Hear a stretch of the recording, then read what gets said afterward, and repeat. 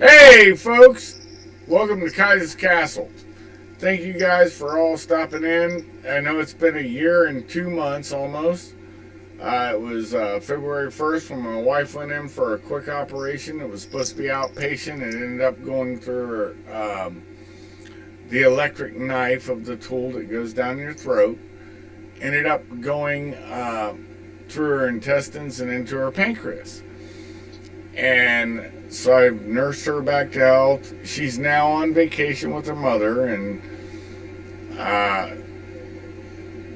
just they're down somewhere, and I'll be picking her up from the airport tomorrow. And with that being said, that's why I haven't been on for a while. So thank you for stopping by Kaiser's Castle. Baz, please introduce yourself, brother. How you doing, brother? It's been quite a long time.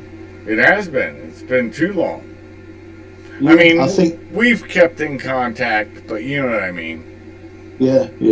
Well, I think most people that have listened to your shows before have either heard my voice or just maybe speak of me. For those that don't, my name's Baz. As you can tell by my accent, I'm from the UK.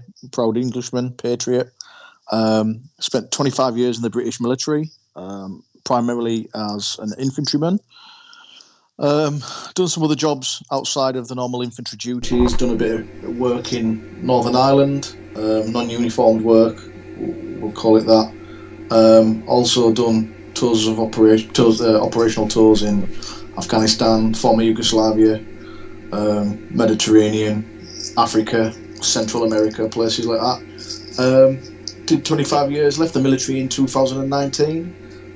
Then worked in South America for quite a while. That Shuff knows quite well. He put me onto the job. COVID kind of went and fucked all that, so the actual contract collapsed. Where I came back to the UK, or smuggled myself back to the UK, and got what we'll call a normal job, being a veteran/civilian, and then just living day to day, trying not to get nuked by the Russians. And just trying to be the best man I can.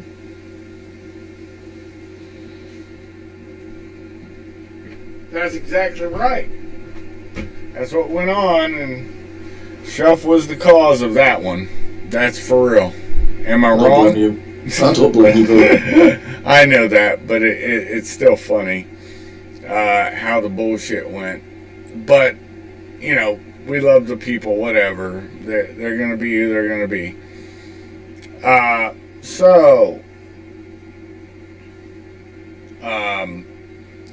don't know. Where do you want to go today? I'm thinking a little geopolitical, but I'm also thinking more about family, because that really is the thing, the crux that I've always pushed and you've always pushed. We're both like-minded in that way. And I think that's an important thing.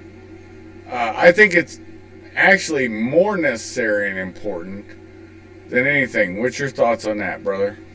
Yeah, I agree, brother. Like I say, it's for most people, everything that they do is for the family. You know, the family is the mainstay of their life, and their main sort of aim in life is just to do the best they can for their family. So yeah, it's a good topic, brother. Yeah, I've been married for 28 years. Trust me, I'm not a perfect person. Many people can attest to that, including you. We've known each other for a lot of years. We've went through many different incarnations of old Shuffy. You know, over Facebook, which I've told people this, and you have too. The only reason I'm no longer on Facebook is one funny ass reason that I will tell you. I signed out like I do all the time, and then all of a sudden I get this pop-up when I go to sign in. We have to double verify you. I'm like, what the fuck is this?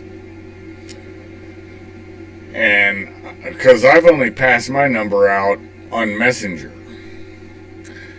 And I'm like, okay, so how are you going to do this? Because my Google account, which I got in '05 in Iraq, because a former Google tech guy it was when Gmail was new, had to send me an invite to get on Gmail. Well, everything Gmail related got shut down for whatever reason. And I think you and I both know the reason, but that's a different story. And some of the more in tune listeners will know what that reason was. Because somebody asked me to look into something, and of course when I'm asked to look into something, I go balls deep. And, anywho, so I'm like, okay, I again tried my Google account. Nope, Gmail's not working. Good on me. So then Facebook, is up. I bring up my other account, and I'm looking at it, and the numbers come up. I'm like, cool, not a problem. When I get their email.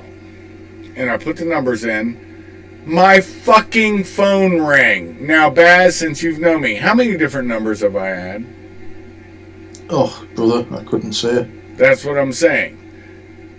And it dinged me, and it was my smartphone,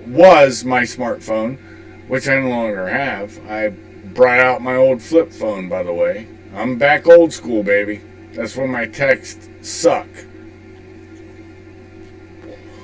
The point is, it dings me, and I put in that number.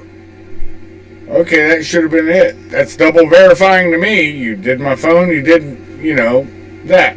Oh no, they want a picture of me holding my license up with my face there. My wife was sitting right here of 28 years, was sitting right in the war room, sitting on the couch and saw it. And she goes, what the fuck?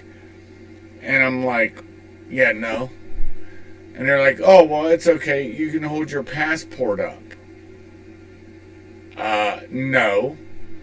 Oh, that's okay, too. It said, yeah, I don't have ID. Oh, just pull out your voter registration card. I'm off Facebook. But a couple weeks later, Elon Musk bought Twitter. Kaiser Polizei Schuff is now on Twitter. And it's at Kaiser Schuff. And folks, it has been a wild ride since we've had wannabe impotent emperor in charge of the USA. But let's get off that track. Yeah, family is super important. And, with all my foibles and all my fuck-ups and all the things that I've done, two things remain consistent. I've had friends since I was a young kid that never left me. A wife with all my fuck-ups that never left me. And brothers in arms that know every good and bad thing about me. And they've never left me. And it really breaks my heart how this division in the West is being seeded by our own fucking people. Anyways, your thoughts, Baz? Sorry to rant. No, it's all good, brother. I was ready for one of your rants. No, but you're right, and it's not just an American issue. There is different issues here in the UK with our political, I won't call parties, our political circus. We aren't a nation that is so closely tied to our politics as the US is. It's very much a part of US identity as a citizen, as on if you're a Democrat and Republican. It's a bit nuanced here in the UK because we've got more than one political party, but there is two main parties, which is our Conservative Party, which is a bit like your Republican, your version of the Republican Party. Right, and then the Labour, which is and then the Labour, like which is like the Democrat. Yeah. But just like your political parties, brother, they're both so fucking corrupt and inept. You've got what we call the Tories, which is the Conservative Party, There's massive issues with cronyism, so they will award their friends massive contracts during the COVID crisis, what we'll call the COVID crisis. They were awarding PPE contracts to the friends to the tune of billions and billions of pounds, billions of dollars. That were just absolutely a waste. The masks that they were buying weren't even regulated, so they were getting all these masks from China that weren't the proper masks that everybody in inverted commas was meant to wear. So there was just warehouses full of this just PPE that all went to waste, but none of that money was recouped. It was so that's a massive thing that we've got in the UK at the minute. And then you've got the Labour Party, where they're so fractured and fragmented as a party. It's crazy. You've got some that are quite right wing leaning, not as right wing as some of sort of your Republican senators and things like that, but there is some in a left wing party that are quite right wing leaning, and then you've got on the other end of the scale some really far left. We'll call them what they are, is fucking communists. That want to embrace communist sort of ideologies and things like that in the UK. Now, again, our nations are quite different but it's the same on both sides, brother. I mean, you and I both know this. Yeah. And that's the fucked up part about this. It's an issue that it's happening, and I would dare say it's happening. We know it's happening in France, in Germany, in the Netherlands to a certain extent. But then you've got sort of the bastions of sort of political parties like in Poland and things like that, where they are quite. Most of the nation is one way. You know what I mean? It seems quite right wing in Poland or in Hungary and places like that. Well, that's because they lived under the boot of communism. When I came in, there was still in East Germany. And I was there. The IRA was backed by Russia, the Soviet Union at that time. They were also backed by America.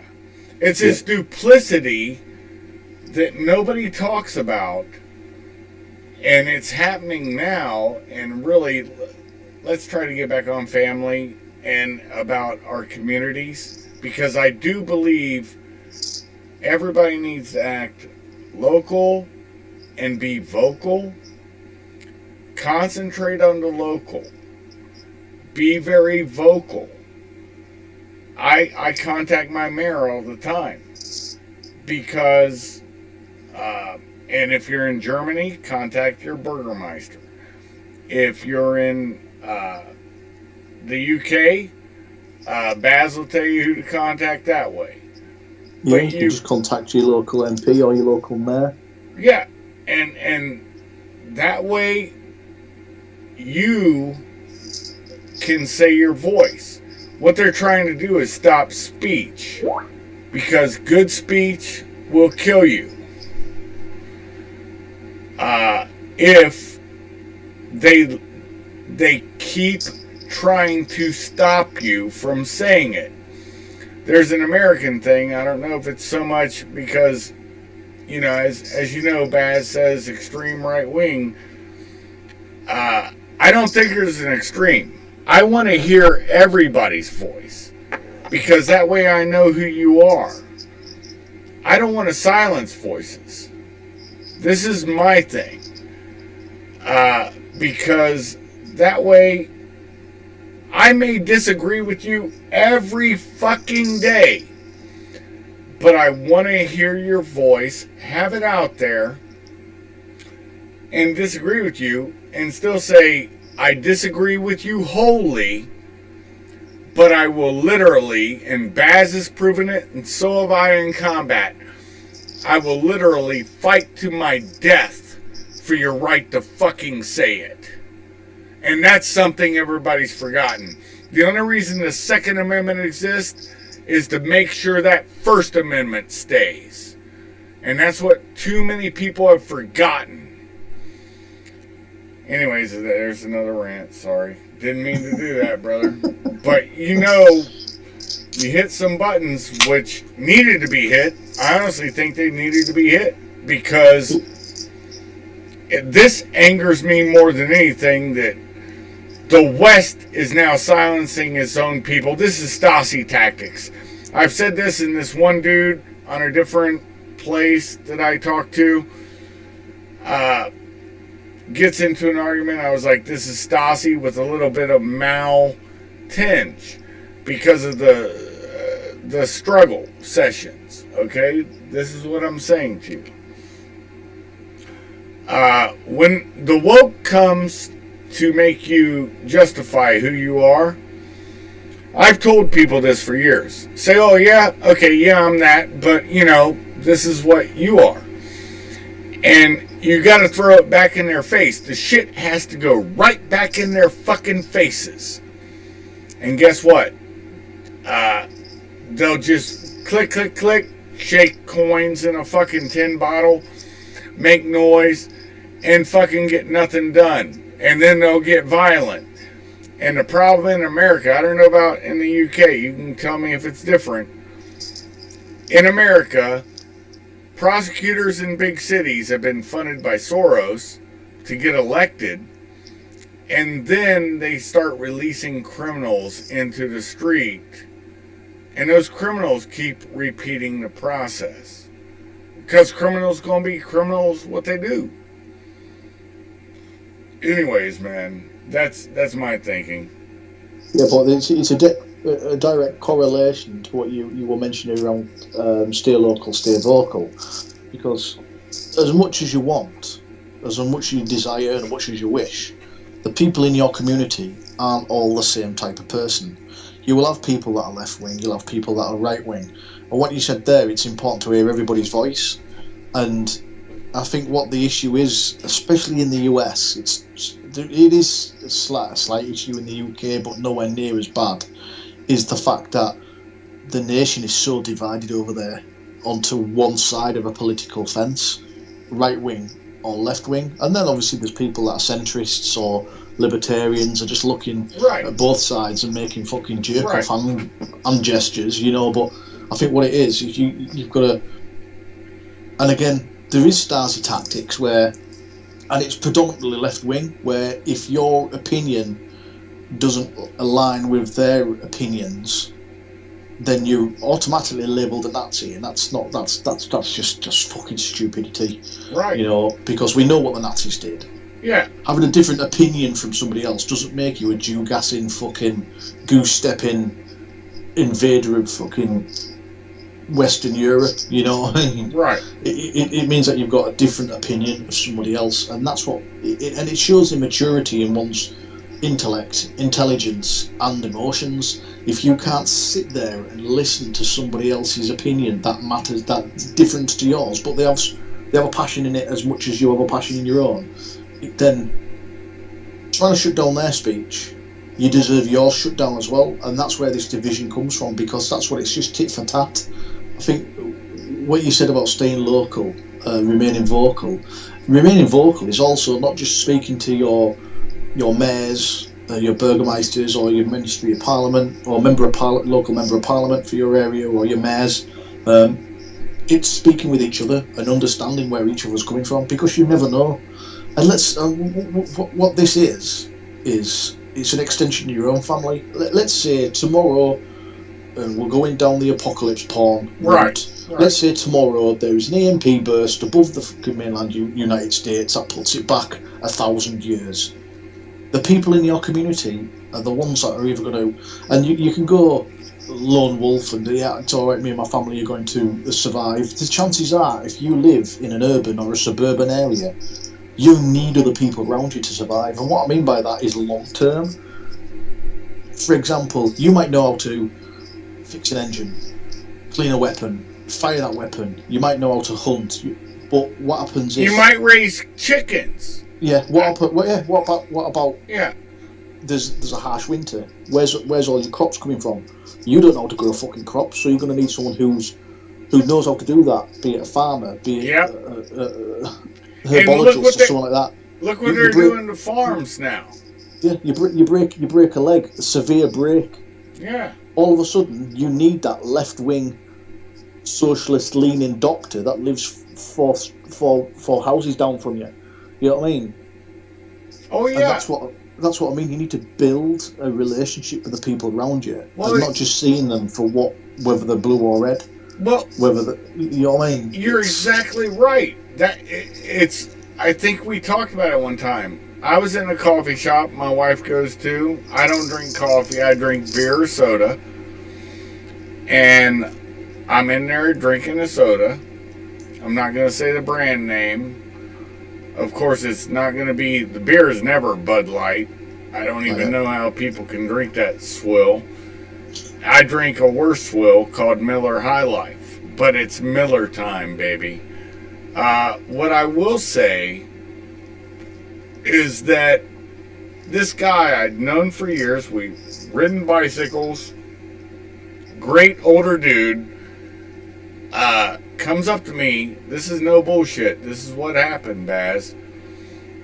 In the coffee shop, and I had this Trump hat on and this, that, and the other. And he goes, this is after the election, of course. It only happened, this is new. This happened under Trump because the Republicans ganged up on him too. This was done by the deep state, for real. And you and I can talk about that, but we're staying local. Anyways, this guy comes up, oh, you voted for a fascist? And I'm like, bro,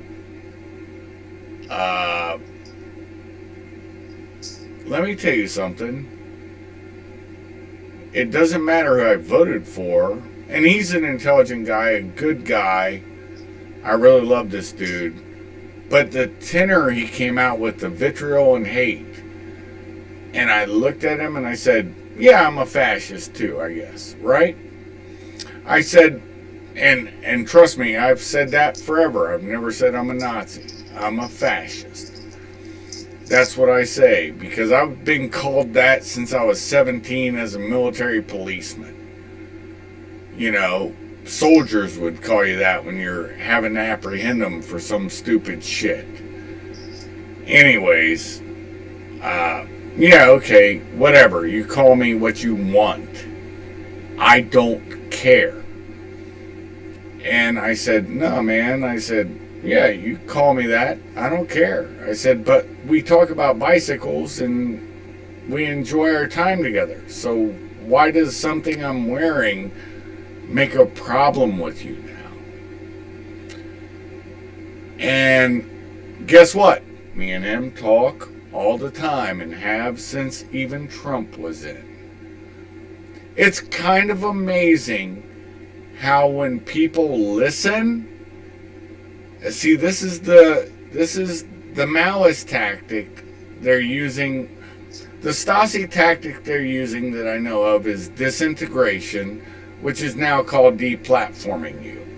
Deplatforming you from your bank, your family, your community. That's what they want to do.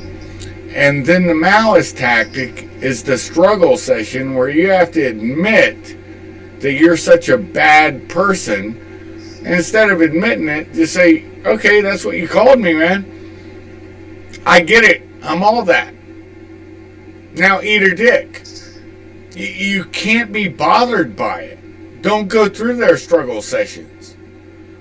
And it's a Mott and Bailey attack.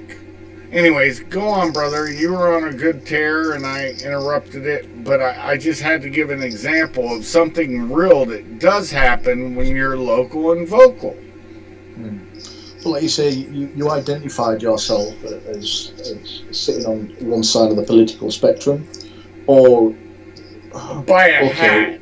By a hat. But we'll put it down like you identified on the political spectrum, but you identified as, okay, I'm a Republican, and therefore straight away people paint you with a certain brush. It didn't used to be that way. Yeah, it never. But I think what you've got to look at, brother, it's the way of the world now, is where everybody now has a voice. and they hold it in the hand or they sit at a desk and type it in. Everybody's got a voice, so you can. Years ago, back in the 80s and the early 90s, right up to about the mid 90s, the only voices that you heard were the ones that you read in the paper or saw on the TV. The average American or average Englishman didn't have a voice that could be heard apart from their locality. Right. And obviously, to have your voice heard in your locality, you had to actually be active to make your voice heard. You had to go to petitions or town hall meetings, etc., etc. But now you can just sit there and just fucking vomit anything you want onto the internet, and people will side with you and people will side against you. But then, because you've opened your mouth and it has offended somebody so much, now you might just say, "Make America Great Again." Automatically, what you've inadvertently done there, in the eyes of some people, is drawn a big fucking swastika on your profile page. That's what they... You know what I mean? That's how some people say it. They're not actually sitting down and going, "Why did you vote Republican instead of Democrat?" And open a dialogue, open a fucking line of conversation where I'm saying, "Why did you vote for him instead of them?" And then you can turn around and say, "I didn't vote for the fucking man. The man's an idiot, but this is what I wanted from my ruling political party. I felt that these points that they were driving towards far outweighed the points that they were driving towards. Yep. And I have an interest in this or this or this, and that's why I voted. Not because I voted for some dude that looks like a fucking suntan hot dog skin with zero filter on Twitter. You know what I mean? Or an elderly child sniffing fucking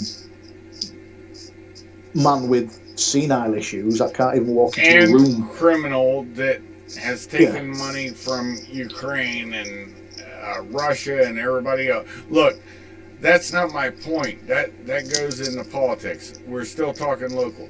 Look, I don't just call my mayor. I don't just do that.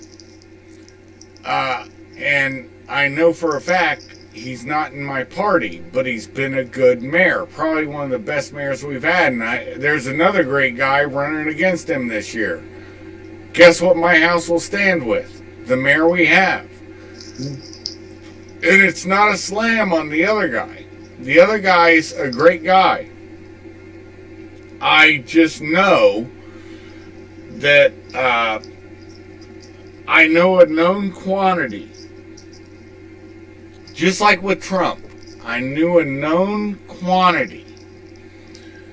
Because he's been saying this since Oprah praised him when he was going to run. Everybody forgets certain things. The unfortunate thing is the shelf line exists. We remember everything since Maria Theresa. And I will tell you this. This is not new. This phenomenon's not new. History does not echo. It rhymes. It just comes back in more perverse ways. If Stasi would have had these tactics, not these tactics, let me rephrase that. The ability that the U.S. government and Five Eyes have, at that time, guess what? We would be a part of the Soviet Union. And that's what they've tried to do to the West, in my opinion. But yeah, I go in and see my mayor. I talk to him. I think he's a great guy. You have to look at people as human. Here's the thing. You and I both did human intelligence. ELINT, electronic intelligence.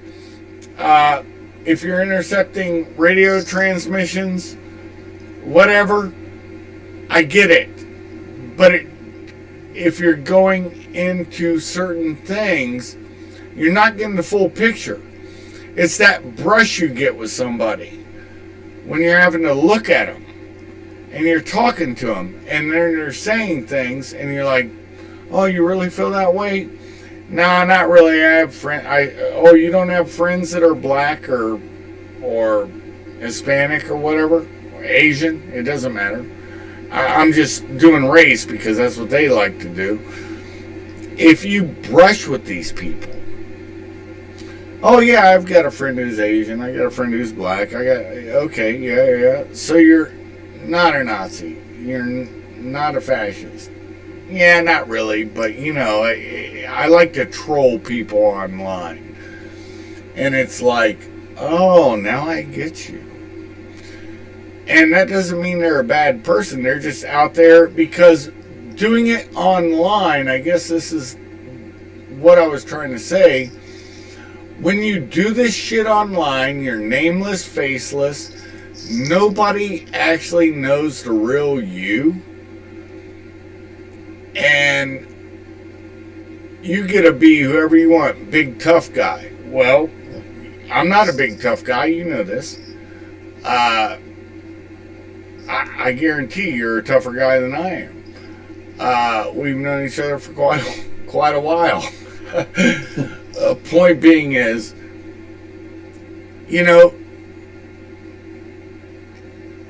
not the problem. So quit spying on your own people. And all of our nation states are doing that in the West. And that's a fucking problem. When I saw Angela Merkel, that's a funny story that we've talked about before. I never said this publicly, but in 2004, she was at the G8 summit on Sea Island. And somehow I ran into her ancillarily, doing my federal thing. And great person, super person. Then 2015, when problems started to foment because of me, ran into her again somewhere when she disappeared for about a week. And she went back. Her team and everybody had a good time. They went back. And then during that election cycle in 2016, I'll never forget these little girls on the stage in Germany. This is after she kissed the ring of Obama, by the way. She kissed the ring of Obama, as she has to do per the German Constitution, which nobody talks about. We wrote their Constitution, and they are a part of America without being a part. Point being is, once she did that, I was like, I didn't see a difference in her, but I, of course, don't see her all the time. I just saw her ancillarily, like I said. Every time I've met her, but I thought she was, I know she's the most intelligent leader Germany's ever had, because she does have a doctorate, a German doctorate in physics. And I saw her yanking out of little girls' hands the German flags as they waved them on that stage when she's coming out. And I'm like, what the? And this is after she had made the comment, that's why she had to go kiss the ring. She had made the comment, Germany's experience with, what'd she call it? We still call it the same thing here.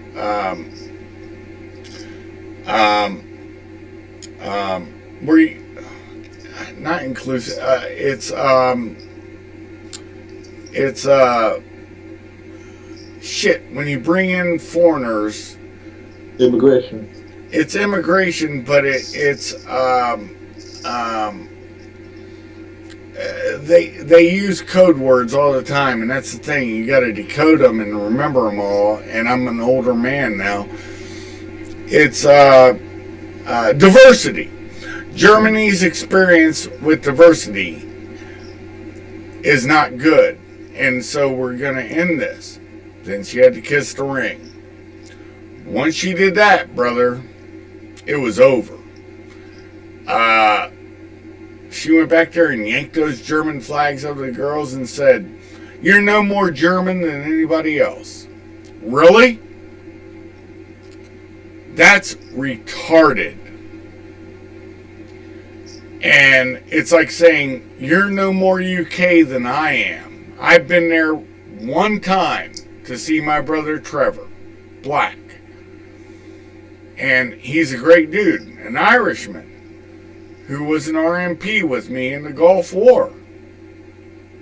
I swore to him, as soon as I had the money, and I was married, because he was married at that time, my wife and I would come over.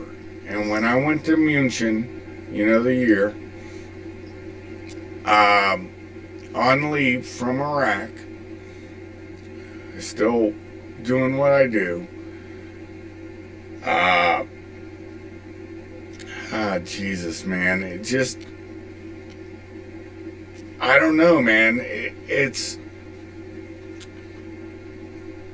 the internet makes everything, and trust me, gave you guys my Twitter, you guys can follow it or not, I don't give a fuck, but the point is, it's real. I'm a human being, they're human beings, even the people that disagree with me. So you have a choice. You either stand with those that disagree with you and support them in their disagreement and say, "I disagree to them," and that's it. It's just, I disagree with you. And then you carry on the conversation. Drink another cup of chai. Drink another beer. Drink another soda. It doesn't matter. Another coffee. It doesn't matter what the fuck you do. You have to reestablish, with Baz saying, "Stay local, be vocal," is very real. And that's what we need to do. We need to stop this bullshit. And there's only one way to do it. And that's us. Nobody else is going to do it for us. And that's all I have to say, Baz. So you take it over, brother. I think what it is, brother, you've got to, I think there's an inherent fear.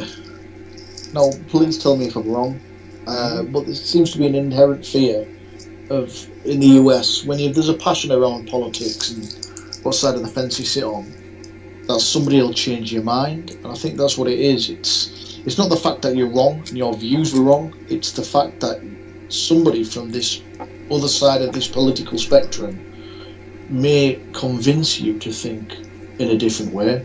No. And I think, no, you don't think? No, I don't, because I'll tell you, maybe I'm a centrist. I don't know. I would have voted for a good Democrat anytime. Okay? It wouldn't have been a problem for me. A matter of fact, I can give you an example. James Traficant, who was an honest Democrat. When Clinton was in office, you don't know his name. You can look him up. He used to joke around and say his hair was done by a weed whacker. Okay? Has a really funny mop of hair. Sort of like Trump, right? Imagine that. And he was a Democrat, and Clinton's in office. They used to have this thing in the Congress where you had 3 minutes at the end of the day, and C-SPAN would be running. When James Traficant, he was a Democrat out of Ohio. Unfortunately, not anywhere near where I live. I would have voted for him. Trust me, I don't go down the line Republican, Republican, Republican. The mayor proves that in my town. I am telling you, I vote for the person that does the job. And he would go out there in his 3 minutes and rant on Bill Clinton. And he would go off about him. And then here's what ends up happening.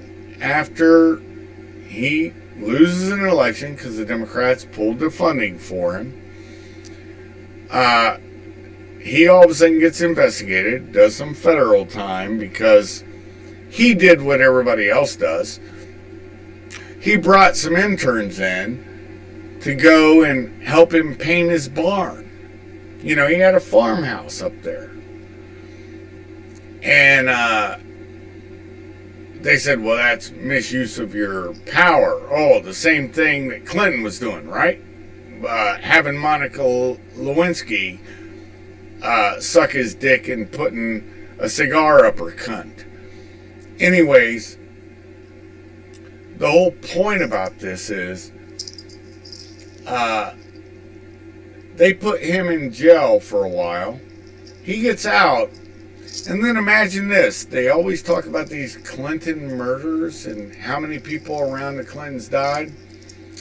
Well, James Traficant, on the same tractor he'd ridden for years, mowing his lawn on his farm, suddenly rolls over in a ditch that he's probably mowed 1,000,000 times and fucking gets crushed by it or something. The accident's still vague and murky. So we have a political thing that started subtly within the Democrats, and then the Republicans followed suit. It used to be the Republicans were the country club class. Well, now the Democrats are the technocratic class. And guess who gets to silence voices like yours and mine? Technocrats. Yeah, exactly, brother. Yeah, I don't think it's two parties. I think it's like 5 parties, and it's technocrats, bureaucrats,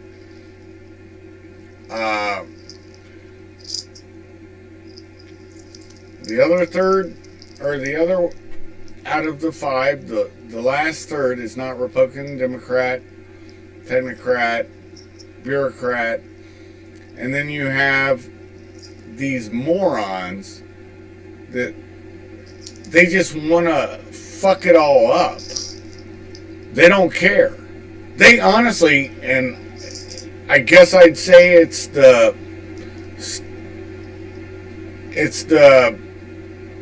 mind numb crats, the people that are NPCs. They're non-playable characters, but they're going to do the same thing all the time to make the same things happen that are usually fucked up. Anyways, your thoughts. I don't think there's 2 parties. I think there's about 5 in the U.S. Yeah, what you said there is like you would vote Democrat if it was the right party to go. Now, I would dare say if it was the right man or woman. Yeah, like your mayor at the minute is the right person for the job. And their values align with your values, and a lot of their policies, I would dare say, is policies that you would support. Now, no. He's against wokeism. He also, in the schools, he makes sure of that.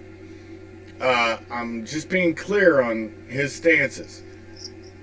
We were having shitty snow removal. Now, the streets are clean. He's pro-police and fire. That is what a mayor's job is, period. There's nothing else he has to do. He doesn't fuck with business. He doesn't overtax. He puts up levies with the council, and they pass or fail by popular vote. So it's not a matter of I agree with all of his policies. It's a matter of I agree with several things. He's following our Constitution. Exactly, but wouldn't you say they were quite Republican views? Not defunding the police. No. You know what I mean? No. Against wokeism. No, that's non-communist belief. That's American belief that we want a stable social society. That's not Republican Democrat. That is something that isn't. It's something that a sergeant said to me one time when I was in the Army, when I was a young man. I came in talking some shit, and Ron Campanaro. I'll never forget this fucking Dago, just like I'm a Dago, so I can say Dago. I'm half Dago, motherfuckers. He said, Shuff, read over the fucking sign, because I was talking to the, it was a mass sergeant at that time. And he goes, it says orderly room, not disorderly room, because I was going on a tear. You know how, dude, I have been this way since I was a kid. My mentors fucking hated me probably, but they love me. Anyways, the point being is, this bastard laughed at that and said, you know what, you're right. And I learned something from that. You have disorder or order, period. And it's not, look, the Nazis, you want the most orderly place? It was the National Socialists, because they had everything orderly. But guess what? Nobody wants to live under that. Nobody wants that ideology. So you have to have a little bit of it, but it shouldn't overtake everything. I guess is my point. You know, I don't know. You tell me your thoughts on that, because it's not a Democrat-Republican thing. In my opinion, I think most Americans are like me. It's who's going to do the best job. Yeah, and that's kind of where I was going with this, is because the subject of family, I think what it is, it's supporting those around you, listening to those around you, and enabling those around you that may have different, I don't know, they might come from a different country, they might be an immigrant to your area, and they might have lived there for 1, 5, 10, 20 years. Or a day. Yeah, or a day. They may have different political outlooks, different sexuality, one of a million different fucking, you know what I mean, attributes to you, different to you, opposing yours. Yeah, but the fact is that if that person can support, can facilitate, encourage, empower your family and your community in what they're doing, their actions or what their profession is, then they, you know what I mean? I think they're worth that support, and I think that's that's what I'm talking about with this. It doesn't matter whether you're red, blue, whether you're black, white, whether you're Mexico, Canada, the US. You know what I mean? Whether you live in Ohio all your life, or you've lived in every one of the 50 plus states of the, you know what I mean, the US, or you've traveled around the world. You know, I can't remember. You will probably remember. I think it might have been a guy from England that wrote it. But you know, they say travel broadens the mind, and it does. It broadens the mind. How many times did you rely on Iraqi, Afghani, even Irishmen in a real human way after you develop trust? Of course, that's always the part of it, because you're a foreigner and a strange man in a strange world. And you develop that trust, that love and respect, and you know it's mutual. Now you trust them. And that's what we've lost, is the trust in humanity between each other over bullshit words. Oh, you're a fascist. You're not. Okay, whatever. Labels. It's labels, brother. And that's what. Again, we've touched on this, and because it's easier to label someone than it is to listen and understand someone. Yes. You know, because their outlook differs to yours. So it's like, and again, it's this quick fix culture that we've got nowadays. It's all about likes and instant gratification. If you can be in a sounding room with another fucking 200 NPCs that have the exact same outlook as you, then that's it. You've empowered them, because you're in this room with these creatures that have got the same habits and outlooks of you. But that one person says, well, hang on a minute, I don't actually believe in that. Or I think that this would be a better way to do it. Nazi or fascist or communist or, you know what I mean? It's just Right. able to throw labels at people. And like I say, it comes down to the emotional dexterity, maturity, the intelligence, and to look beyond. Oh, I didn't get what I wanted from that person in 10 words or less. It's being able to go, well, hang on, let me just spend another few minutes listening to this person and just go, hang Right. on, this person is they're not a complete cunt. Right. So, oh, hang on, I actually agree with that. Even though you voted for him and I voted him, but we kind of had the same. And like you say, we all mayor, bro. He shows values and supports things that empower your community. Yes. And it doesn't matter. Like I say, you said there, it doesn't matter what side of the fence he sits on. You would vote for him because he's got the best interests of your community, which in reality is your family. If you cut the community out of it, let's see, he's doing that just for the Shuff family alone, and he's doing that better than the other person who just has in brackets after his name an R instead of a D. You know what I mean? It doesn't really matter. And I think when you said that, I think it shows that you are a true centrist in the word that you are bigger than political parties. You are bigger than the celebrity status of a fucking the one with the funny hair or the child sniffer.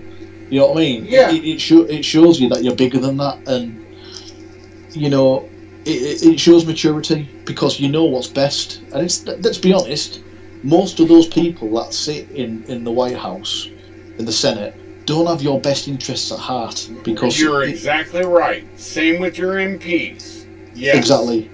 They don't have your best interests in heart because human beings are a creature of habit. They've got their own interests at heart. If they can further there is, I'm not saying all, but there is quite a few of senators and of members of parliament, MPs in the UK that do have people's best interests at heart, but most tend not to. They've got their own agendas, and their agendas might sit within their parties, or they might sit on the fringes of their parties, or they might sit in the other party, but they're in the opposite. You know what I mean? So it's being able to listen to other people and empower your family, your community, your area, your state, your nation. Because it doesn't start at nation; it starts with your wife, with your sons, with your daughters, yes. with your brothers, sisters, parents. You know what I mean?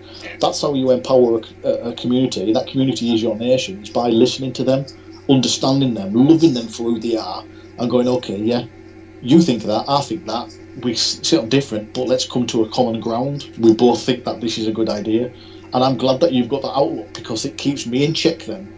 Because if I tend to run away and think, no, this is the way to do things, if you don't do them, then you're wrong.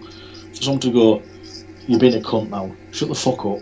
We've had this conversation before. Yes, we have. This isn't the way to do things. Yeah. It keeps you in check, and I think that's what's lacking at the minute. There's so many voices, all wanting to be heard above the other. And that's where it is. I think this is kind of run its course. This topic of conversation now, isn't it?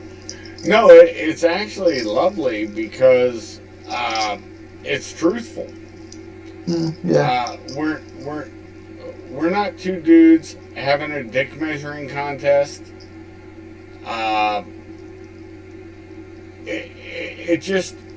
It's a joy to me to have, like I said, I honestly, I didn't want Hillary to win until she rigged the thing so she could be the nominee. I thought the more interesting debate would be a communist and avowed communist, Bernie Sanders, running against a capitalist, Trump. That was my thoughts. It wasn't Democrat, Republican. It was, I want to hear their ideas on both sides and weigh them. Which one is better? And I think that's what we've lost somehow. And I don't know how. Because that's really what we used to do. I know that sounds strange to you as an Englishman in New York, you know, the old song from the 80s. God, I gotta draw us back to our age, don't I? I'm a bastard cunt, aren't I? But there's a funniness to it that, yeah, an Englishman in New York may be totally lost, but he may be totally right. And you want to hear his views. I don't know, man. You riff with that for a second, and I'll be, I want to hear it. Yeah, I think you're right, dude. It's when it comes down to, like you said, Bernie versus Trump.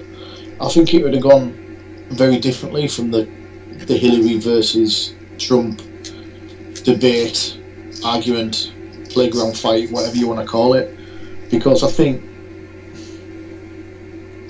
that Bernie Sanders, albeit a communist as much as he is, or a socialist, or whatever you want to call him, he is a communist. I would say he's infinitely more intelligent than Hillary Clinton is, and I would dare say he'd have. And now let's take politics away from this conversation. There's no politics on it. Yeah. No. I mean this topic I'm just about to touch on. Let's put Bernie Sanders in a intellect boxing match with Donald Trump. I think it may have gone very differently. I think Bernie Sanders, if he was arguing about quantum physics with Donald Trump, it might have gone very differently because of his outlook and his Let's leave that one there. Yeah. But I think the conversation or the debate that would have been a lot more interesting and a lot more worthwhile. Yes. Yeah. Than you did this, yeah, but you did this, yeah, but you did this. It's like, fucking shut up. It's like playground tactics. Exactly. I don't think it would have gone down that route with Bernie Sanders. It wouldn't have been a dick measuring contest. Look, it always devolves to, I don't know, people do things, and look, there's badder men than me. The only thing that's never happened to me is I haven't been knocked out yet. Notice I always say yet with certain things. And the other thing I say is there's never an expert. I don't give a fuck how much somebody has been called by their own government an expert on something. Experts die every day. You and I know this. And they're wrong all the time. Every day. There's no experts. We may have an expertise in whatever we do, but we're not experts. And you know what it is? It's called the mastermind. And it's not my invention. It's one of Carnegie's inventions, where he said he had to have a mastermind to talk about things and then come to an agreement with a bunch of people and think, this is the way. That's the secret to it. But instead they said, when I heard Fauci, I am the science. How the fuck are you the science? Science has always had to be looked into, studied more, understand more. They're just... And then, of course, the World Health Organization, WHO, the WHO, had to come out and say, oh yeah, we gotta all mask up. Well, what'd that do for our kids? Social dysfunction, that's what it caused. And it shouldn't have. That shouldn't have happened. But it's something, I'm telling you, I know you're going to say I'm a conspiratard, and you're going to be exactly correct. Because,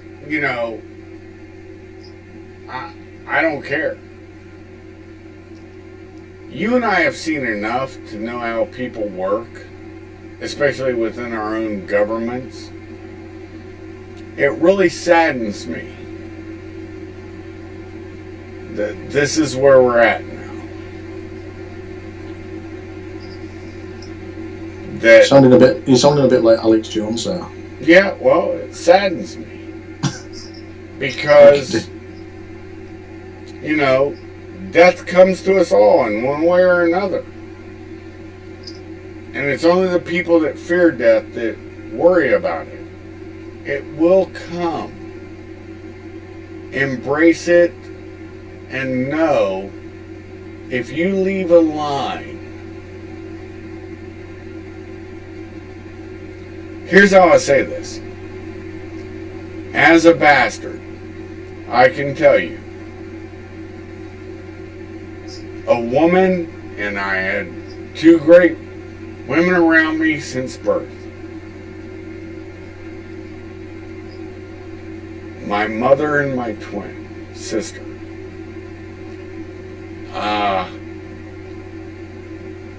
Beautiful people.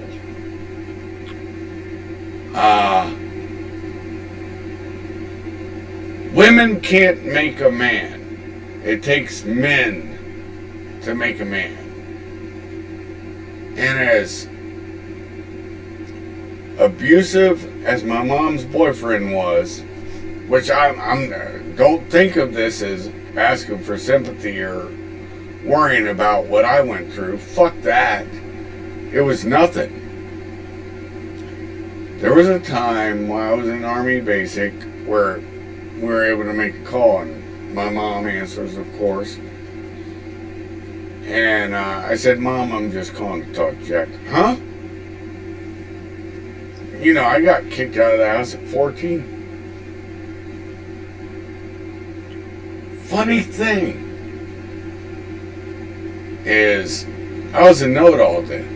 At 17, in basic, I realized at the end, that's when you gotta make a phone call back when I was in. It was like the last week you were there. And I said, Jack, you and I will never love each other. But I respect you. See how that works? That's called humanity. When you realize something, and then I had great mentors beyond him. He made me a hard man. Thank God. You know, we can all surmise and try to aggrandize ourselves. Nah, we can't. We're human beings. And you and I both know this more than most people. We deal in the real, not in the muff fake, you know, moving suns and moons. So, you know what I'm saying. Alright, brother. Riff with that. Well, it's a difficult one to follow up, brother. But it's I think what you said there about the humanity of it, it's being able to realise people's failings, negatives, you know, lack of character, lack of courage, and being able to see past it and overlook it and accept them for who they are. And that let's say he might have never had the courage to turn around and say that to you, what you said to him, but that shows character in yourself, and that's what makes a man. Is character, is being the one. And you can add the old you know, men and women, women and children first attitude to it, but that's basically what it is. Each we're going to go down the old dinosaur route now, because we know in this day and age there's different genders and things like that. No matter how much we might piss and moan about it, there is different genders. People think a lot differently now, and the old dinosaur in me, and I dare say for a few people listening, is that a man's duty is to provide for his family, to protect his family, to protect those around him, and to protect those that can't protect themselves, to a certain extent. And for a lot of us, that's what led us to join the military. Even at a young age, you might not see that, you might not think that. You might be pushed towards the military or law enforcement or some public serving duty Right. without thinking about it. But it's when you become older, you think, this was my calling, this is why I'm doing it. And it might be a subconscious thing. You know why you've gone down that route, to protect your family, to make your family stronger and enable your family to not just survive and thrive and live, but like you said, for your line, for your children to then go on and do the same. Exactly. And hopefully we've done that. That's all we can ask for, brother. I mean, I don't know what else to ask for. You've heard me say this in numerous times. The only prayer I say when I put my feet on the ground, God put my feet where they're supposed to be today. That's not saying protect me, keep me safe. That's not saying kill me or any of that. It means where I'm supposed to be at the moment in time of my death will be where I was supposed to be. And I think that's something that soldiers, Marines, I have to say Marines, sorry brother, because I was in both services. That's why the Army-Navy game never bothered me, because I went either way. And I'm a sore loser. I actually love those games. I just had, I don't know, man. It was, look, you know this, and so does everybody else on this page. I was a communist when I was young. That was part of my problem with Jack. And he voted Democrat his whole life. He was a union iron worker. Why do you think I went into iron work as a union iron worker with the same local he was in? He's the one who stood up with me. And I put myself through college, and then I saw what academia does. It's I don't know.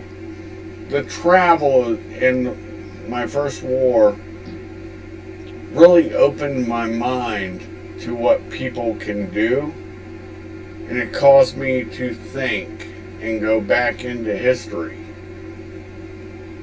I can't describe it any other way. But like I said, history doesn't repeat, it rhymes. It just comes back in a more horrid way. It's always more horrid. It's never better. It goes to the next horror. And that's why, like you said, survive and thrive and stay alive. And and hopefully the person who hears this knows who we're talking about, is an important thing. That's what we're supposed to do. And there's a lot of people out there, they want to know too much about somebody, and then they fail to realize how much somebody else knows that maybe the somebody they're looking at when they're looking at you. Because a lot of times people think, oh yeah, nobody, I got you, I researched, what else? It doesn't matter at some point, and that's where we have to get in America, because that's the only way to get good discourse is person to person. Outside of that is bullshit. I don't care about Elint, any of the other lints. Humans, the only thing I give a fuck about. Because that's the face-to-face accidental brush encounter where somebody can say, yeah, I spent some time with him at a bus stop as a bum, and can honestly say, as a bum, staying out for days, going to the same bus stop he's known to frequent, smelling bad, sitting down, and then he comes, and then you talk, or she comes, it doesn't matter which way. And when you said trans, this, that, and the other, that was invented in Weimar, Germany, was the first quote-unquote successful transformation of a man to a woman. And it's never been perfected. We have a problem with, like, they're not wrong with TikTok, but their solution is so they can also silence all social media. That's what they tried to pass in America. TikTok has all these people that are quote-unquote social influencers. You and I both served with people that were homosexuals and all different kinds of people, right? Am I wrong? Nope. And guess what? Most of them were good operators, right? Yeah. I'll tell you about a guy who was a Brit. Had tattoos all the way up his arms. It was hilarious. I used to go in Dubai. This is me going to Afghanistan. It would have been, I don't want to say the exact date, when I was going to do a project. And this dude's big, former British military, decked. That's all I'll say. We'll talk offline on who it is. And matter of fact, his picture's on my Facebook. I can't see it, but you can. You'll see who it is. He's by me.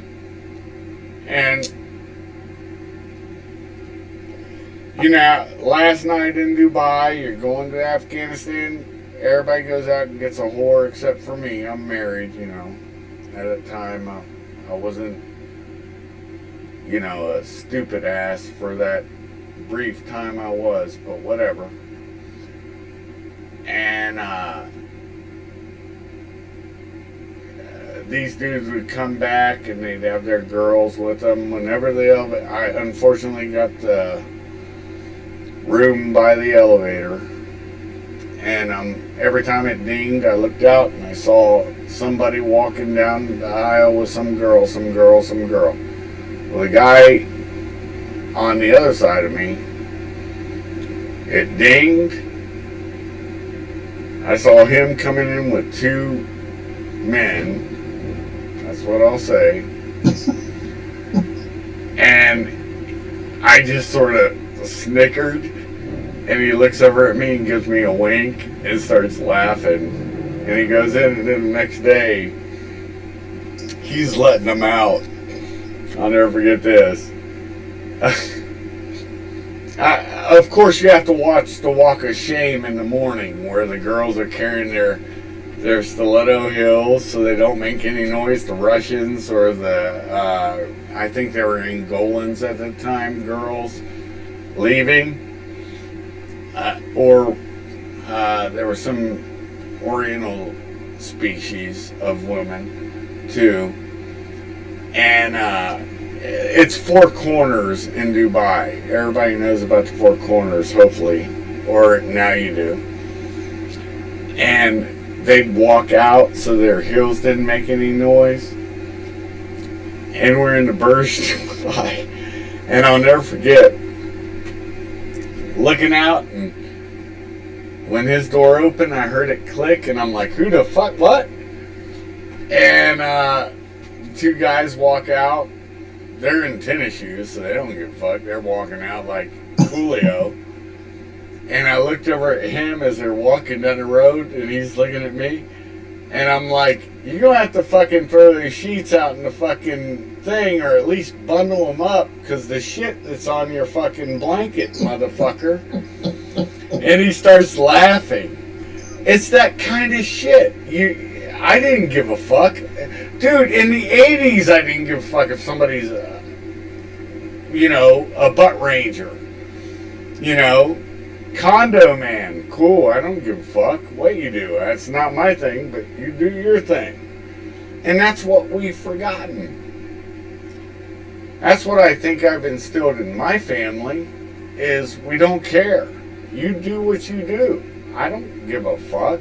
You're not going to affect me or my family.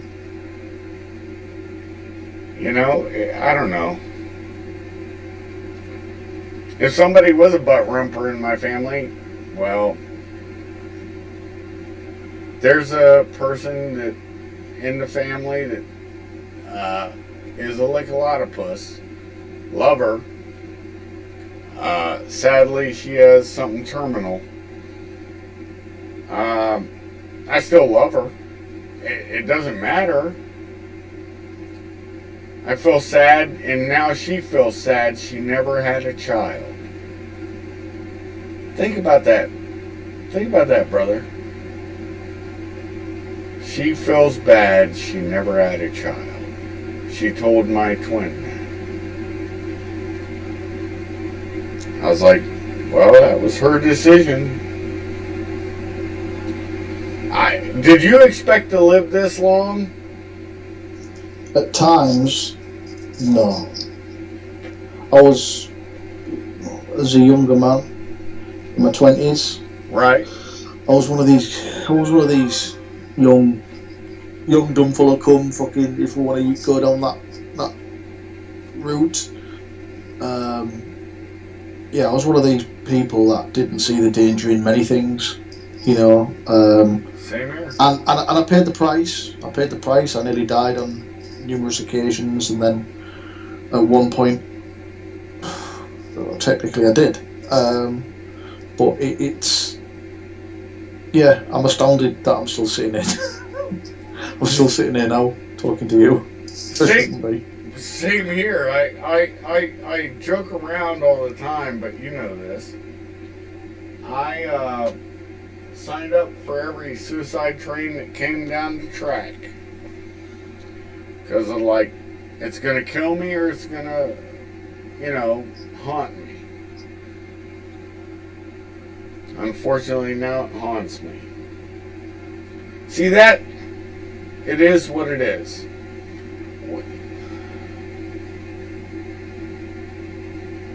That's what it is for us. I think we're quite lucky, brother, that we could say that. Yeah. It is what it is. Because there's lots of people that we know that have turned a gun on themselves, decided that it's just not worth it anymore, and gone down that route. And like PC. Yeah, and to this day, literally the day before yesterday, I had a brother. I'll call him a brother.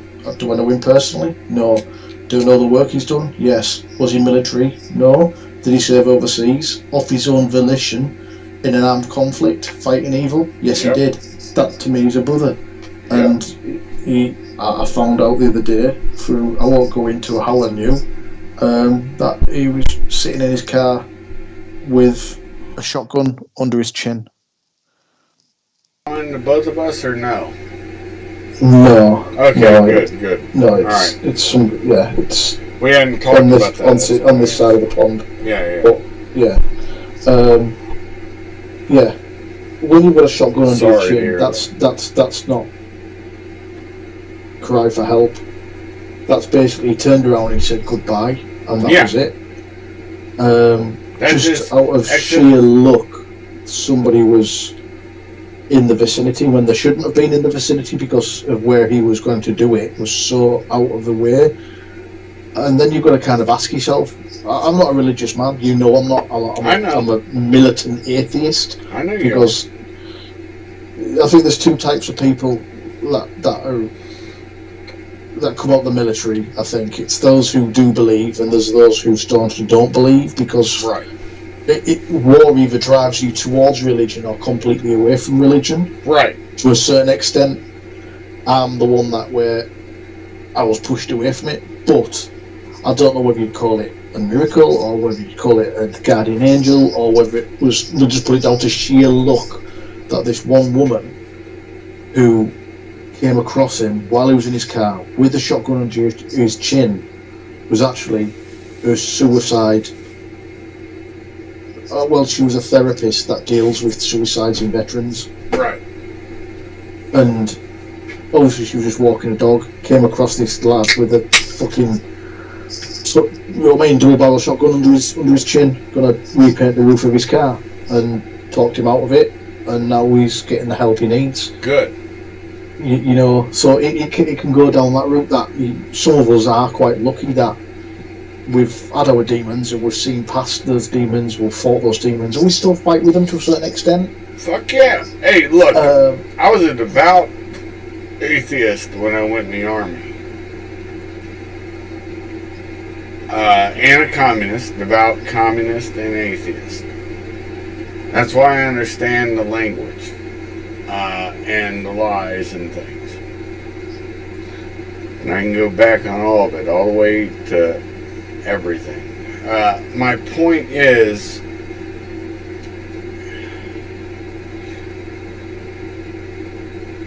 atheism lost its attractiveness, and you're exactly right. When you see the horrors of war and what it does, I remember being Coolio before we actually got into Kuwait City. This is the first Gulf War. And there was a branch in the road I don't even know what Tariq that was. It's Tariq is highway in Arabic. And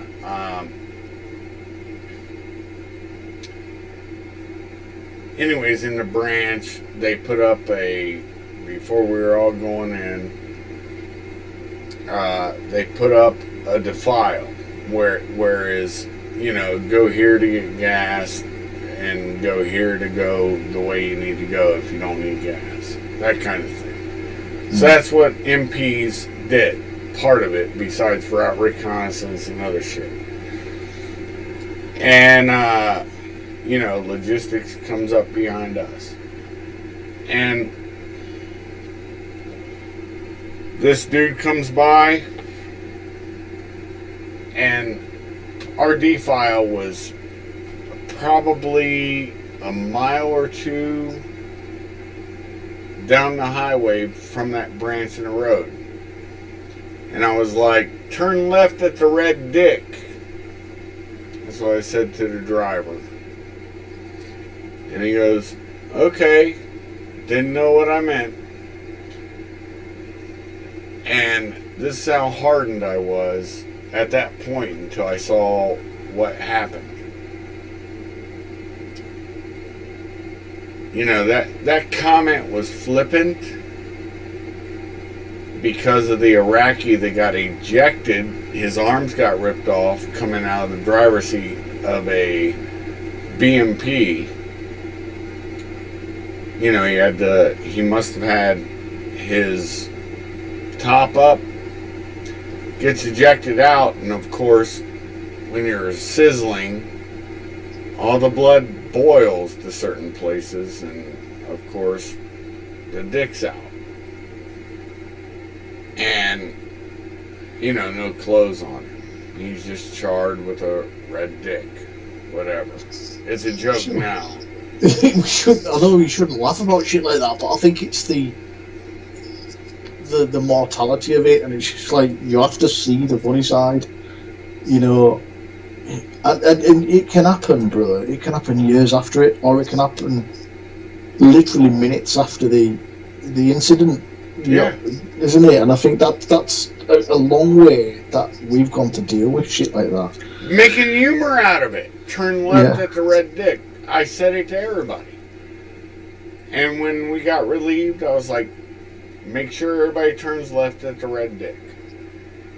And they were like, what the fuck? I'm like, they'll understand when they see it. And it's only because one of the guys, the guy I'm speaking about initially, came back laughing. And he's like, I know what you meant now by the red dick. And I'm like, his arms were severed. And then we went in. That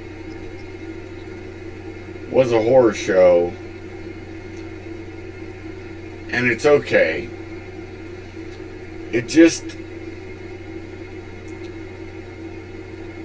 it's how you deal with it.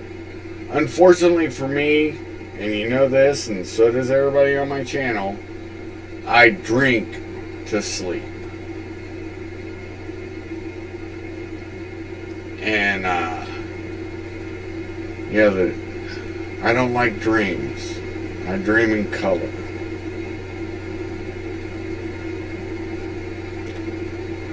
Kind of interesting.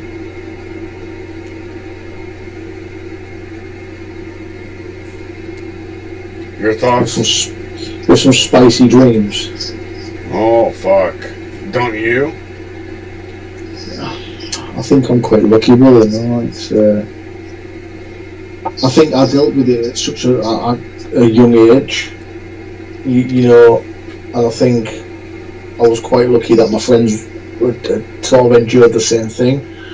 And I dealt with it with alcohol then, and got it out of my system to the point where I think it's so much of a haze, that portion of my life now, where it doesn't feel real, where it does feel like a dream itself. You know what I mean? It's just all these absolutely crazy times, absolutely horrifying times of hardship and endurance, and it's all bundled into this like 3 or 4 years where it was kind of, I don't know, think of it as a gym session for your mental trauma and to build up a resistance to certain things. And I think that's where I was towards sort of like the latter end of my military career, where things were happening and it was just like I could see logic out of things. I dealt in logic. I didn't deal in horror or emotion. It was kind of, this is happening, this is what we need to do to make. Right. It was very solution driven. Yeah. You know what I mean? Here. Same which has now enabled me in my older years, when someone asks me questions or when someone's talking about it may be a brother or it may be somebody that's never experienced things like that, and people do have natural questions and say, what's it like this, what's it like that, when this happened, you know what I mean? And it enables me to then speak about it with you know, from a very, what we call third person view. I can speak about it as if I wasn't the person that it happened to, and I think that again, I'm quite lucky. There is certain things in my life, but nothing military related, that I'm still, I would say dealing with, and to a certain extent not dealt with. But I think how my life is now, as in on a personal scale, it's harder to deal with, because going back to the main point of this show, this conversation, about is family. Is I'm quite disjointed now. And again, I'll use your phrase familiar. I'm not looking for sympathy, but I'm no longer in a marriage. You know, I'm very much a provider for 2 children. Thank God. I'm a 50% parent. You know what I mean? I've got my kids that I wouldn't fucking swap for the world. Oh, I know you would. You know what I mean? I've got my kids 50% of the time. I work full time. You know, so it's kind of. And when you do get out of the military, you know yourself, and there'll be people listening that who've left roles where you've served in such a brotherhood, but not everybody's from the same place. You've scattered to the 4 winds. So you've had these amazing friends, these brothers, these sisters that are no longer just a couple of doors down the street like your friends were as kids. If you're lucky enough to have that, where you've got a really good circle of friends around you, believe me, from a person that doesn't have that, it's an amazing thing to have, because you can just walk in and sit and have a beer with someone and say, look, this is on my fucking mind, I need to talk about it, I need to get this off my chest. But for a lot of us, that isn't an option. We don't have someone to turn around who knows what you're going through day and night. You know what I mean? Because that's when it's hardest. It's not during the day, it's when you're by yourself. And when I say by yourself, it's with yourself at night, when you're laid there with your head on your pillow, be it in a bed by yourself or a bed by your partner. You know what I mean? Your and they're wives, asleep, yeah. and you're in your own mind, that's when you find it the hardest. I'm not at that stage. But I don't want you to ever get to that stage. no, and you know, I'd speak to your brother if I ever did. But what I'm saying is, I think what it is, it's a large catalyst towards people, and as I see it, committing suicide. It's either loneliness on a physical scale or loneliness on an emotional, mental scale. Because you do see people, men and women, who are ending their own lives because of things they've gone through in their life, but both in the military, in law enforcement, etc., and outside of it, to a certain extent, PTSD related, Yep. who are in absolutely loving relationships, but they feel so lonely because that person that they're with just does not understand. Exactly. You know what I mean? Exactly. And they can't. Here's the fucked up thing about that. You hit something on the nail. No person, ask anybody who's ever served, I don't give a fuck, from SEAL, Delta to whoever. Nobody on this planet, or SAS on your side, or SBS, nobody should expect the other person to understand what they've been through. It's incomprehensible to a normal human being. And it should be. It's fucking incomprehensible to me. Why would I expect more from you? It's a retardation. And people say, oh, you're going against retardation. No, it means retardation means your mind is not thinking right, or something's not developing right. Unfortunately for you and I, how much of your life, just like mine, do we have to lie to our significant others, our wives, our mothers, our sisters, our brothers, for security agreements and whatever, right? Yeah, 100%. 100%. I had a conversation with my mum just, when was it? Christmas time? I know that I'm out of the military. We had a conversation, and it just went along the lines. It was to do with Russia and Ukraine and things like that, and then it naturally sort of meandered down a path where it was some of the things I'd done in the military, and I was telling my mum stuff that had happened in the military, some things I've done, etc., things I've seen, things I've endured, and she hadn't a clue. And it was really upsetting to her, hearing that her child, me, you know what I mean, a grown man who'd done his most of his life in the military, had endured some of these things and had to do some of these things. And that's what she found it hard, and she was just like, why didn't you tell me? I was like, fucking, you can't tell anybody this shit.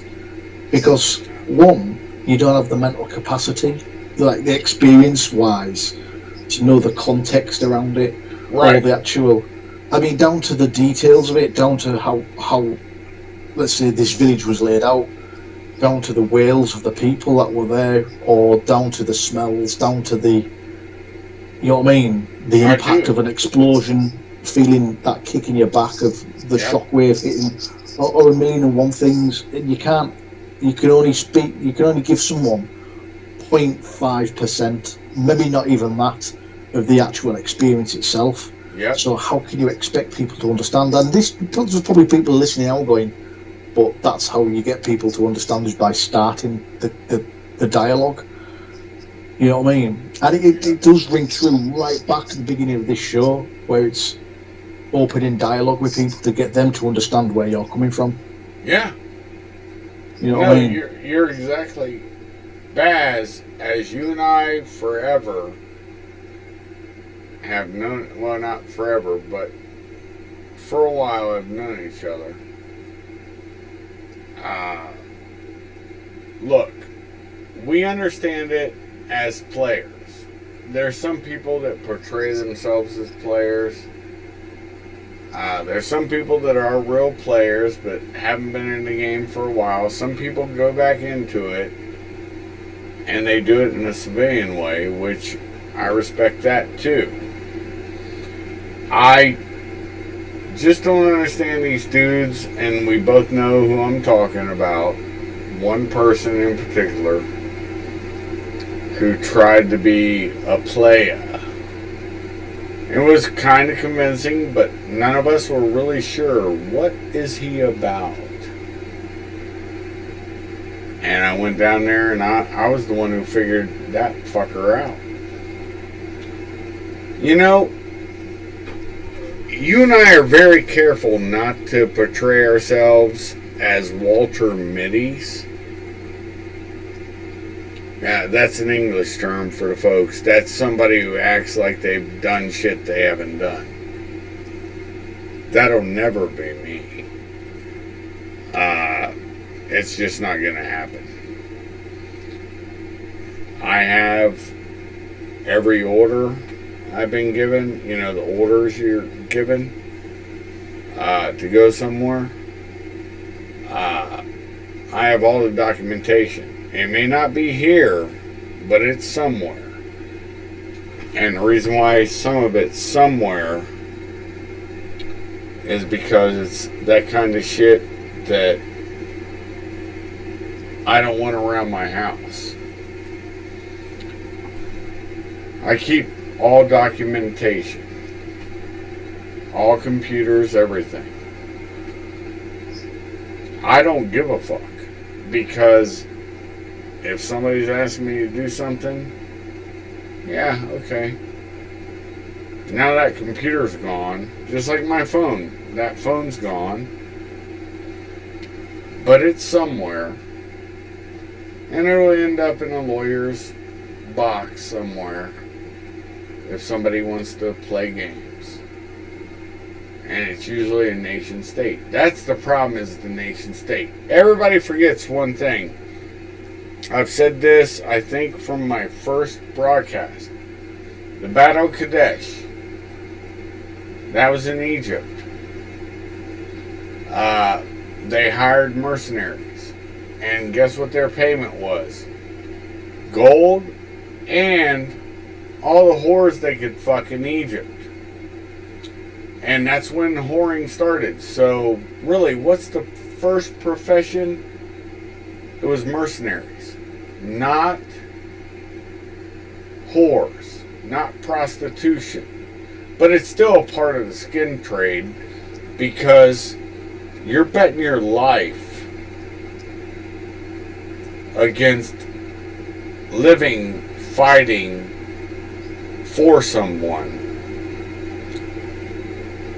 And they're just betting their cunt won't get pregnant. And it's a dichotomy there. And then, of course, they spread the stories about rape and murder and all this shit. This goes back. Folks, if you're out there listening, Frances Joyner Saunders has probably the most definitive book, and that's a female, by the way, on the mercenary trade. And that's who I would tell you to look at.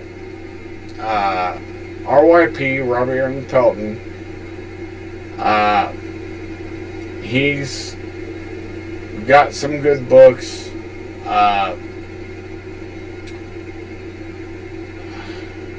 It's Dangerous Places, and then you go into and you'll find a little thread somewhere where Black Flag Cafe exists, and then you can go in there and see how people talk about different places and what's it look like, what's the heat level.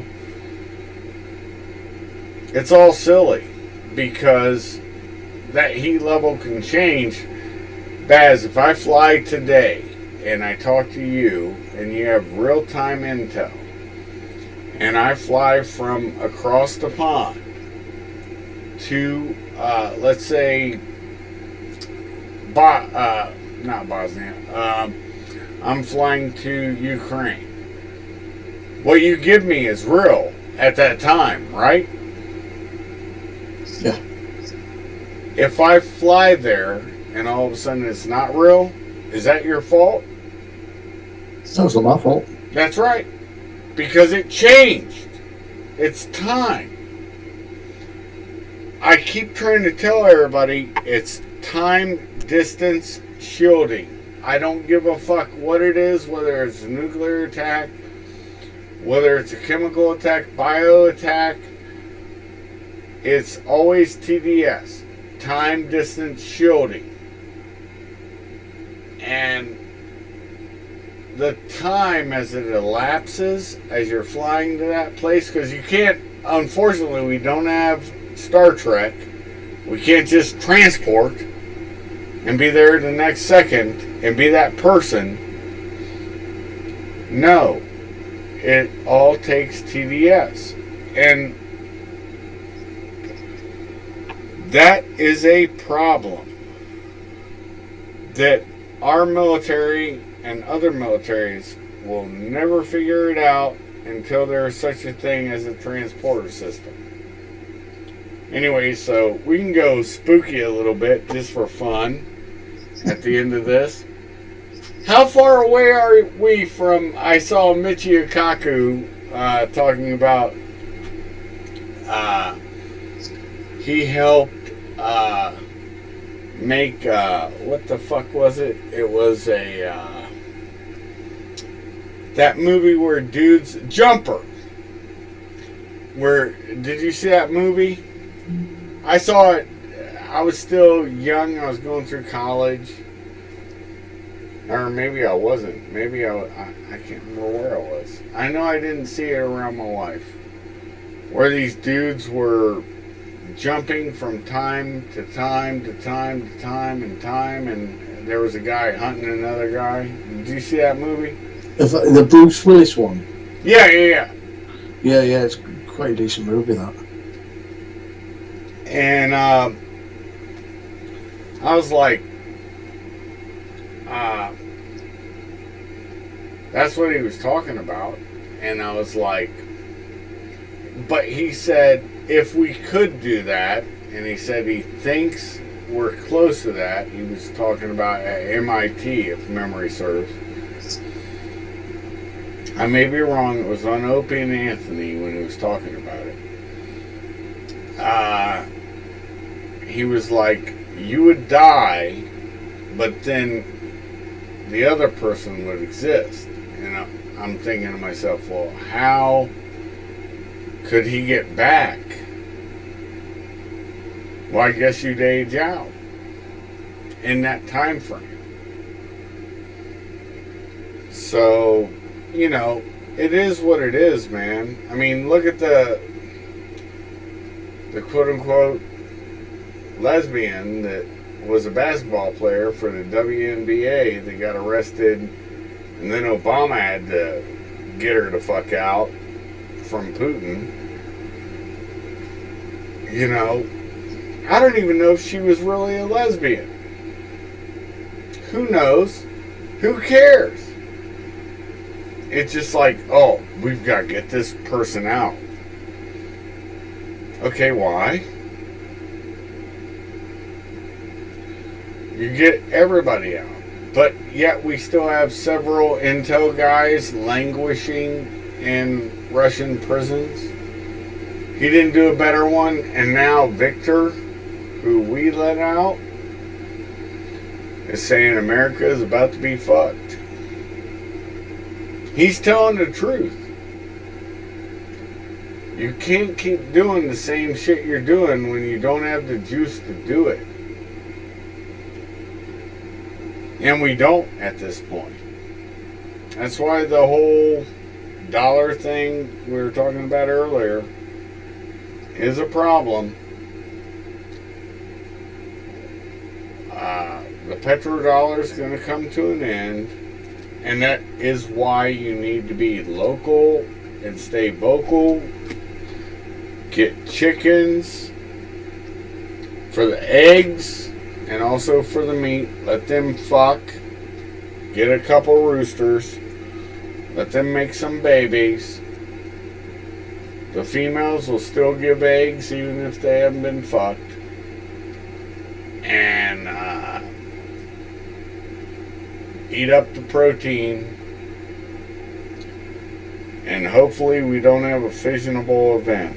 Which I do believe. Brother, I'm a Cold War vet. You know this about me. I never thought it would happen because whenever brinksmanship happened, there was always some people that actually knew how to do brinksmanship. We don't have that now. We have Victoria Newland.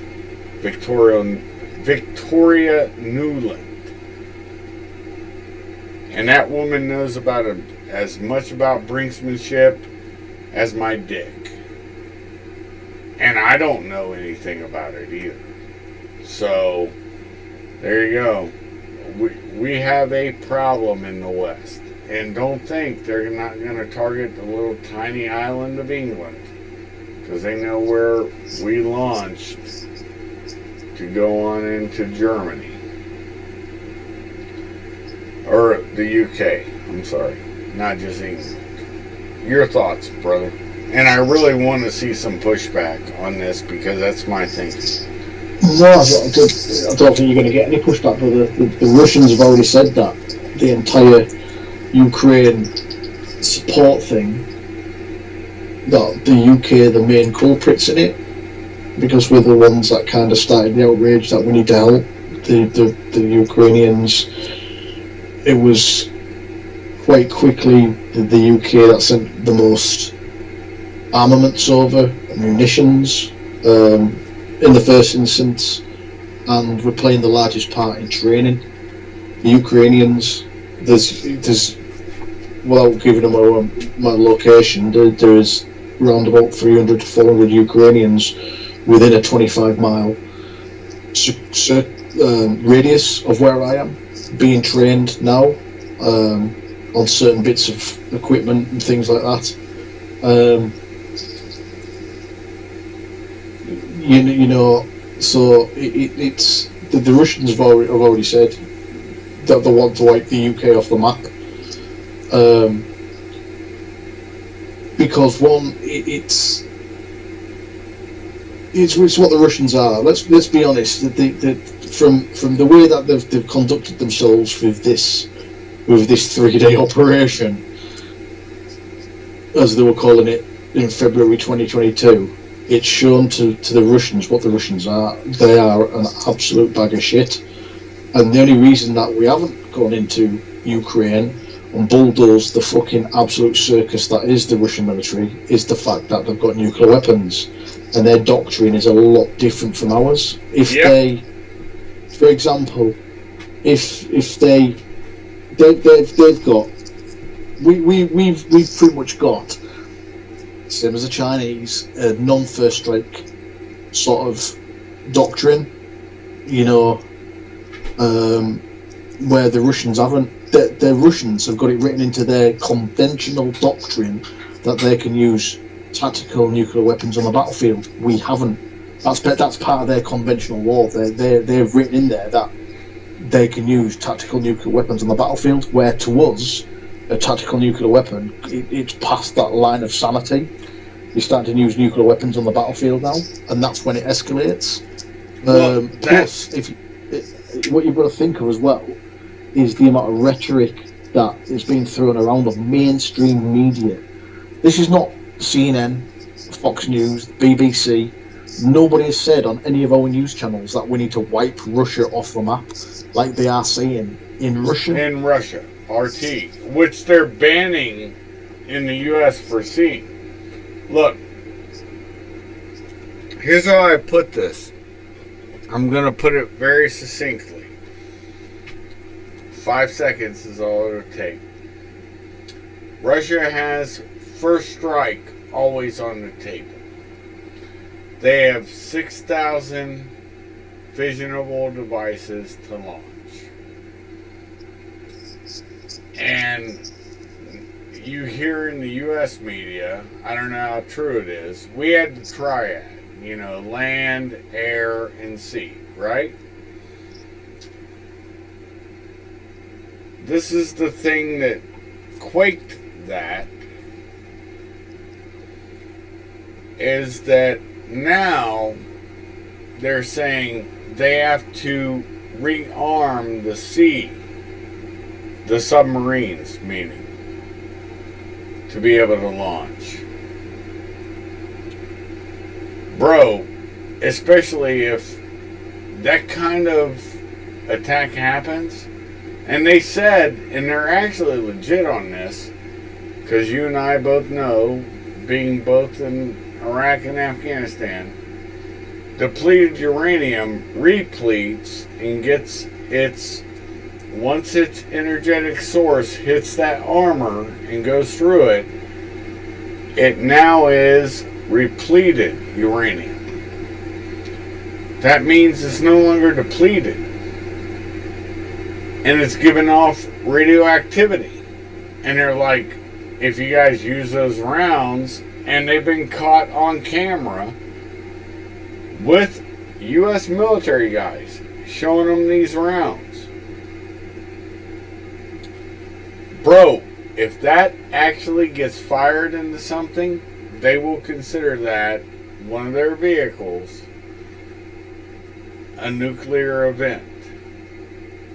We've already sent the U rounds out. That's what I'm saying. Yeah, it was in England where they were teaching it. Right. Once it hits one of their vehicles, game on. I hate to say this. I don't want to be the bearer of bad news. That is what they are thinking. I believe this. We'll soon see, dude. We'll soon see. Well, I hope we don't soon see. I mean that. I'm not even fucking with you. I hope we don't see this. It's like they've painted themselves in a corner, haven't they? It's kind of...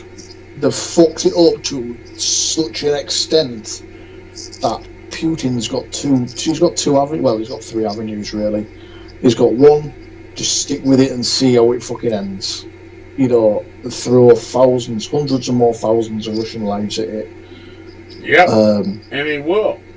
Try to save face and start poking the nations next to him. Finland, Estonia, Latvia, you know, Poland. And then, obviously, Article 5 gets triggered. Or, I think the sort of option we're all hoping for, either eats a bullet in his fucking bunker, or someone up in the echelons of Russian society that are now billions of dollars, pounds, rubles out of pocket because of the sanctions, go, we've had enough of this fucking bullshit. We were billionaires, we were oligarchs. My properties in London have been seized. My super yacht in Cyprus has been seized.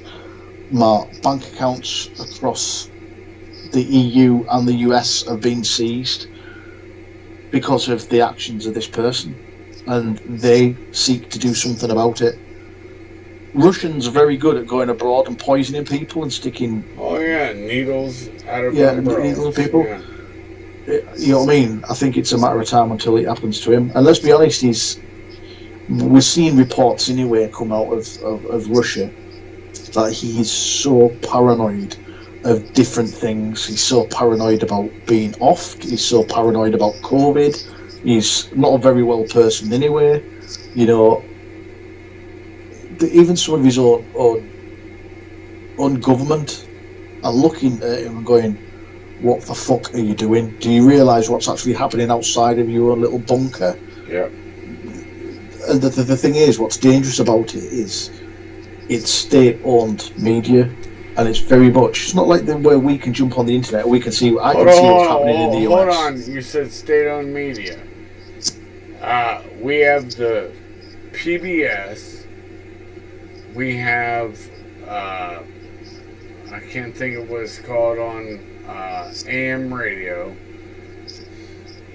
We have that. We also have Air America, or not Air America. Yeah, It was Air America. I don't know if it still exists. We have the military broadcasting service and all that shit, right? Yeah. That's all state funded. Elon Musk was right on Twitter. He branded them, and all of a sudden they were like NPR, National Public Radio. BBC is nothing more than the same thing. It doesn't matter which channel. You guys have to pay a tax. But what I'm saying, brother, is yes, we have inverted commas state-run media, but we have a freedom of speech. We can go on the internet and I can read what's happening outside of state-owned media. Okay, what words can you say? Can you say any word you want at all or not? We can say any word we want. Oh, you can say the N-word? We can drop the N-bomb if we want. We have freedom of speech, but we don't have freedom of repercussion from that speech. That's exactly the problem. And that's state-run media. We didn't used to have that. Opie and Anthony, brother, I've sent you links before. I don't know if you've looked at them. But, man, there's a guy, he's a great comedian, Patrice O'Neill, who completely disagrees with me in politics.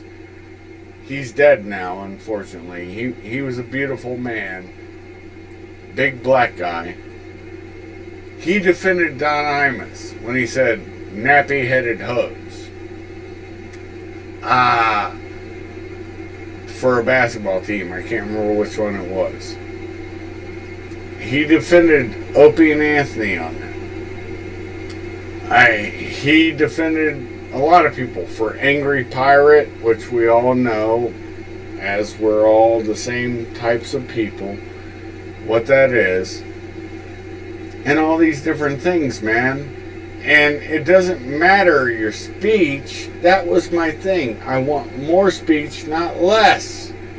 More speech lets me know who you are. Less speech makes you cover shit up. I don't get that whole thing you guys have where, yeah, you're going to be canceled. Okay. Why? Oh, because you spoke. That's your repercussion. No, you let them keep speaking, or at least put it in context. And that's another thing we've lost. Both those contexts that I threw out to you,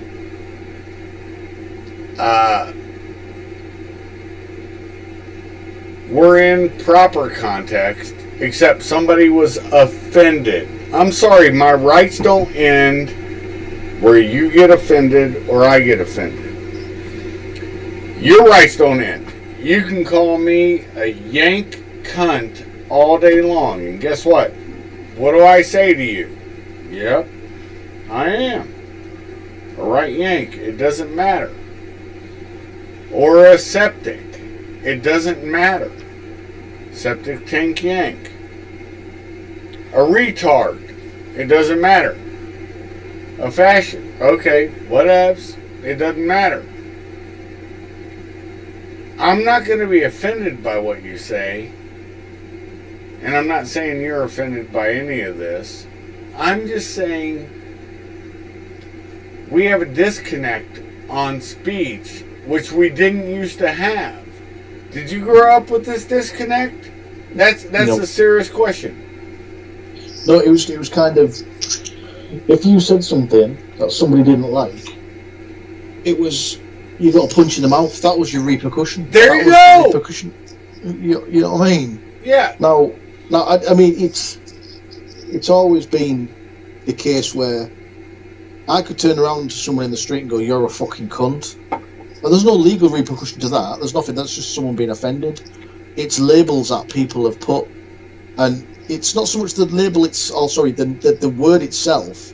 It's what people have attached to it. Like, you can't say that. That's racist, transphobic, or X, Y, and Z, whatever they want to put onto it. And then if you get enough people outraged, somebody who shares that same, let's say, wokeness or whatever you want to call it, who's actually in a position of power can go, we're going to do something about this. We're going to take legal recourse, or we're going to have this person deplatformed, or we're going to have that person arrested, yada yada. Like there was a case in the States in the past month or so where somebody had said they didn't agree with, I can't remember what the circumstance around it was, but this person should get shot. And then at the end of the statement, they'd put in Minecraft to try and just say, someone needs to walk up to this dude and just shoot him in the face in Minecraft. You know what I mean? As a bit of like a disclaimer or get out clause. I don't really mean it in mean life, but they've arrested him. I can't remember what state it's in, but they've arrested him. I've never heard of this. Yeah, have a look. I will. And they've arrested him, and they're looking at charging him with, I don't know whether it's making a threat or I'm not sure. But it's kind of, it's a dangerous time for freedom of speech just on that, because it's not very well publicised. But if you look it up, it's a dangerous time, because if he then gets prosecuted, it sets precedence. Well, you know what I mean? In the US, and then what it is then is everything in that state. Then it sets precedence. And then what about if it goes? It goes to the Supreme Court, and they'll decide. Yeah. Look, it's like yelling fire in a theater. At least right now, as it sits, and they're trying to get one of our justices off the Supreme Court, and Justice Thomas, and that's because he wants to try to win back the Supreme Court by appointing another justice. Look, we have a problem. It's a very bad problem in the U.S. And we were the leaders of... Look, Thurgood Thomas was one of the biggest things when the ACLU used to be real. Said the Nazis have every right to protest in this Jewish town. And he let them do it. You know, the Supreme Court said, yeah, they're allowed to do it. It was somewhere in Chicago. I can't remember. And, yeah, of course, they're allowed to speak. People can yell at them, whatever, but they're not allowed to touch them. Now, you lived through partial what we went through in America, where the left can touch you, nothing will happen to them. They can Molotov you, nothing will happen. But the right can't say a fucking word. Do you see the disparity? It's not a left-right thing. It is a disparity thing. Where if you're gonna, you either have a system of justice and of laws, or you don't. Period. There's no other way. You have a system of justice or laws. And laws. And if you don't, you're lawless. That's by definition. If it's not consistent, it's not lawful. Your thoughts on that one, man? And that's staying local, being vocal, and family. Did you ever, and I know your answer on this, so I really shouldn't ask you this. Did you ever do something as a military member, which I know you haven't done, that you didn't think you were in fear for your life or something like that? No, of course not, right? I'll answer it for you.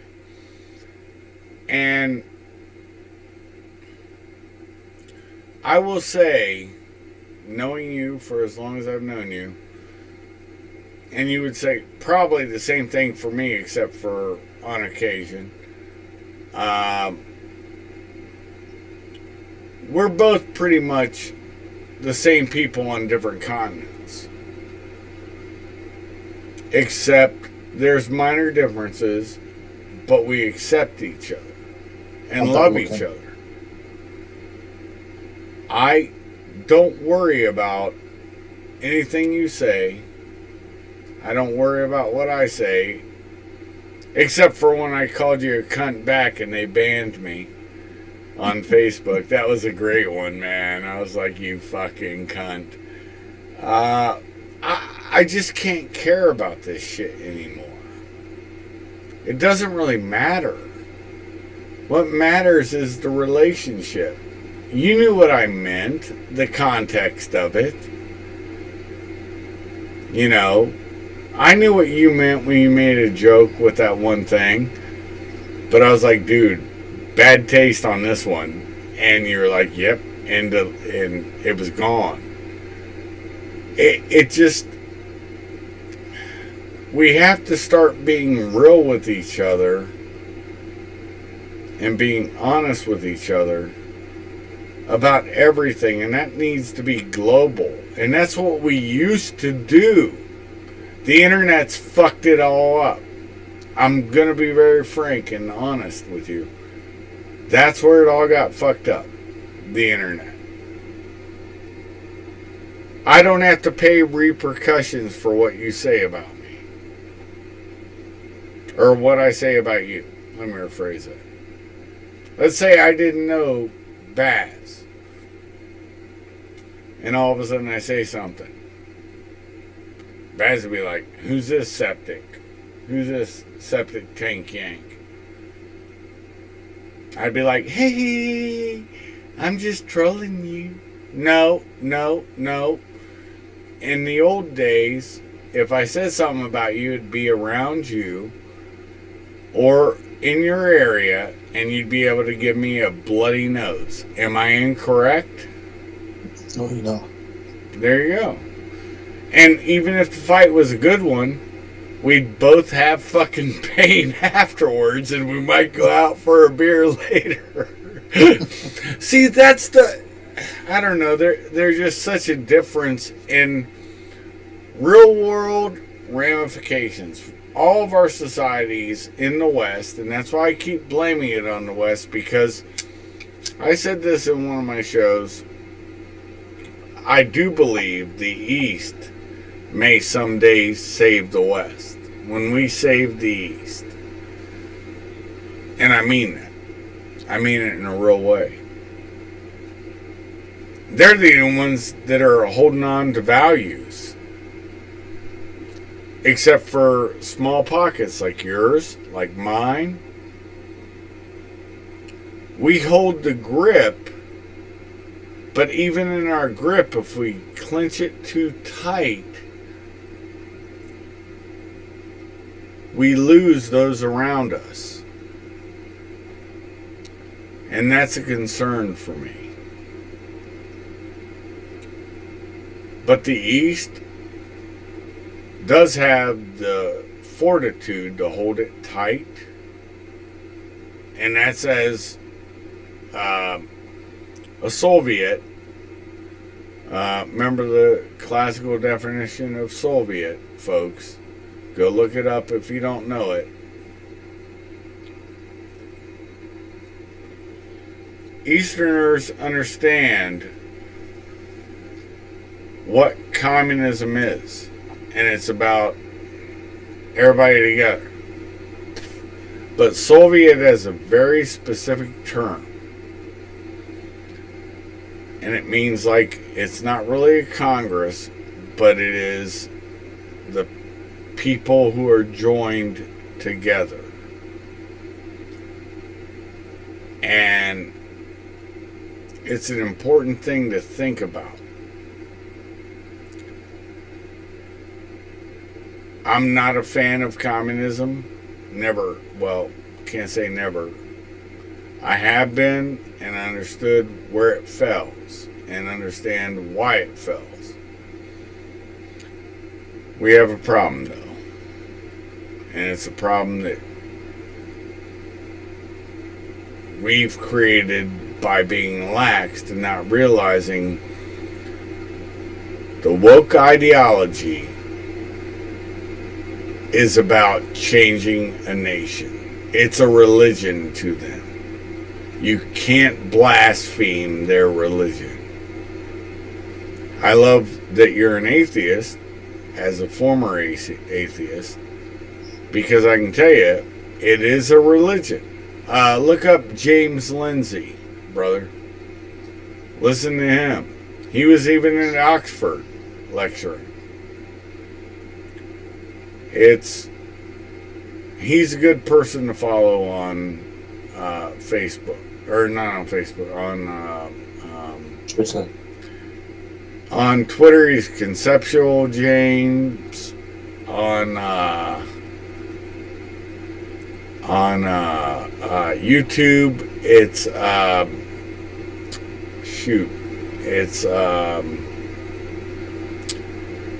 starts with a D. Give me a second, brother. God bless. It's on New Discourses. New Discourses. Yep. And that is where you want to look to see what I'm saying. There is a new religion. And by our Constitution, since it is an actual religion, from Paulo Freire, going all the way back to Hegel, going all the way back to, why am I mind up in his name? The guy who led the French Revolution. I don't know why I'm mind up in these names. It's my old age. I'll use that as my excuse. It's just mind-boggling. I don't understand it. That it just keeps rhyming. It's not repeating, it's rhyming. It's what's happening. And we're all here with our fucking thumbs up our what's going on? Nah. I know what's going on. You really should listen to some James Lindsay. He's still an atheist. Yeah. He goes to churches and talks to their people and tells them about these warnings. But he's still an atheist. And guess what? The churches don't care he's an atheist. That's the difference. When you say the quote-unquote left and right, it's so fraudulent because even in my churches that I went to, we had left and right in there. We all got along in service. It doesn't make sense. Well, anyways, brother, I think we've talked good about family and all that stuff, and churches and community. You give you get the final words, except for my closeout, which I'm always gonna give. All right, brother. Cheers, brother. Thank you. Yeah, I think we've touched on quite a few things there. I think it's just important to just realise what you've got around you, and make the most of it. It's also important to realise that there is maybe people in your circle that you aren't as tight with, but would like to be, and there's no better time to maybe mend bridges, open dialogue, make a phone call, just say, are you okay? How are you doing? You know, just that one little check-in. You don't know what that little pebble dropped in that pond can do, and the ripples that it can cause in a good way. Yep. You know, it can mend relationships, it can build relationships, it can save someone from the brink. Somebody actually gives a fuck about them. You know what I mean? Or even as little as having a good conversation with someone, sitting down, having a drink, having a tea, having a coffee, having a soda, you know, clinking glasses at the end and go, thanks for the chat. I either agree with you or don't agree with you, or even give you points to think about yourself and maybe improve on yourself as well. Yep. Not just on your family and your community, because at the end of the day, that's what it's going to empower. Dialogue will empower. You're right. Keep going, brother. Keep preaching. You're on the pulpit. I'm loving what you're saying. Keep running with it. The preacher. You're making me happy. Oh, I thought you were going to say making you hard. Then I was going to say you've said that a few times before. No, you're making me happy, not hard. So it's really important that you spend that. It could be 30 seconds out of a day just to speak to someone. Like someone's trying to get all the stuff now. No, that's my phone. Don't worry about that. It'll go off here in a second. Just keep going. It's probably Chris. Anyways, it's been a pleasure again, as always. Again, it's been quite a long time since we've done this, but worthwhile. We've gone down a few rabbit holes, as we always do. But it's been a pleasure, brother. And if one person listens to it, happy days. If 100 people listen to it, even better. But I wish everybody a good day. Stay safe, stay well.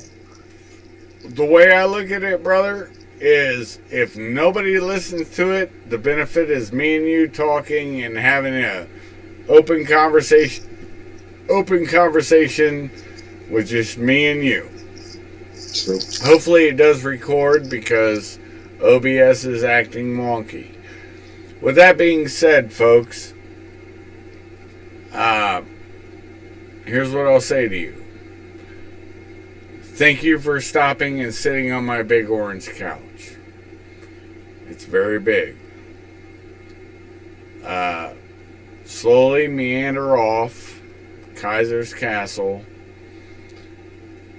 and take your coffee, tea, soda, or adult libation as I slowly raise the drawbridge when you leave. Much love. Shuff out.